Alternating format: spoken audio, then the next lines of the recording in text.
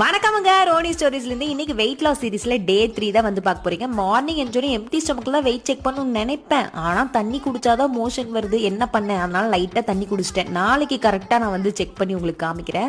Breakfast வந்து பார்த்தீங்கன்னா ராகியோ அதுக்கப்புறம் சத்து மாவும் போட்டு கொழுக்கட்டை மாதிரி ஒரு 4 பீஸ் பண்ணி சாப்பிட்டாச்சு. சாப்பிட்டுட்டு ஜிம்முக்கு போய் கொஞ்சம் கலோரிஸ் எல்லாம் பேர்ன் பண்ணிட்டு வந்துட்டு இந்த இடத்துல நான் உங்களுக்கு ஒரு முக்கியமான விஷயம் சொல்லணும். என்னன்னா, நம்ம வீட்டில் என்ன ஒரு நல்ல விஷயம் பண்ணாலும் என்ன பண்ணுவோம்? ஒரு ஜோசிக்காரர்கிட்ட போய் கேட்கறது, இல்லைன்னா சாமி வாக்கு கேட்கறது, இந்த மாதிரிலாம் பண்ணுவோம்ல. யாரெல்லாம் அந்த மாதிரி பண்ணுவீங்கன்னு சொல்லுங்க.